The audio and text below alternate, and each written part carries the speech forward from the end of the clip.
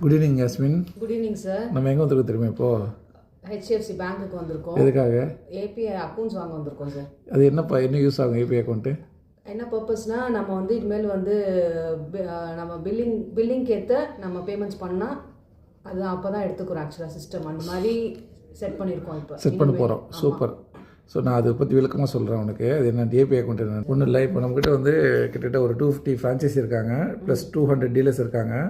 டோட்டலாக 400 accounts everyday. ஒரு பொண்ணு வந்து நமக்கு ஹிந்துன்றவங்க வந்து டெய்லி என்ட்ரி போட்டு தான் அவங்களாம் கணக்கு பார்த்துட்டு போகிற மாதிரி இருக்குது.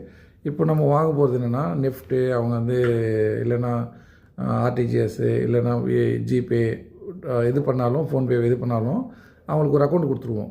இப்போ சப்போஸ் ஒரு 6 டிஜிட்டில் வில்லேஜ்னு போட்டு அவங்க மொபைல் நம்பர், வில்லேஜ்னு போட்டு அவங்க மொபைல் நம்பர் போட்டு கொடுத்துருவோம். அப்போ அவங்களுக்கு ஒரு அக்கௌண்ட் கச்சிடும். யாருக்கு? அந்த கஸ்டமர், நம்ம ஃப்ரான்ச்சைஸி டீலருக்கு.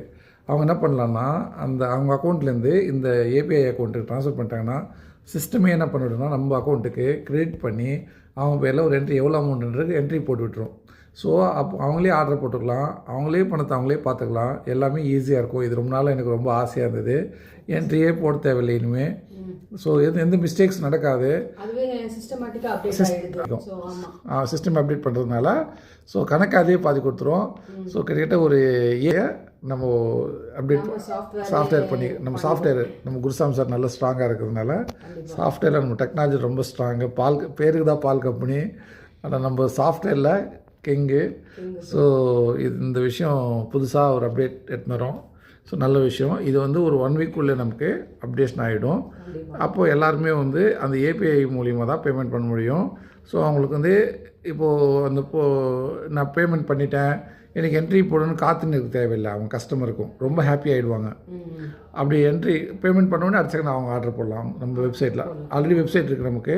அந்த வெப்சைட்டில் ஆர்டர் சிஸ்டம் இருக்குது. ஆர்டர் சிஸ்டமில் ஆட்டோமேட்டிக்காக பேமெண்ட் அப்டேட் ஆகிடும். ஸோ ரொம்ப இதாகிடும்.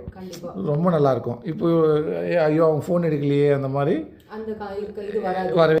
ஸோ நல்ல விஷயம் பண்ணியிருக்கோம். Thank you. All the best. Thank you sir.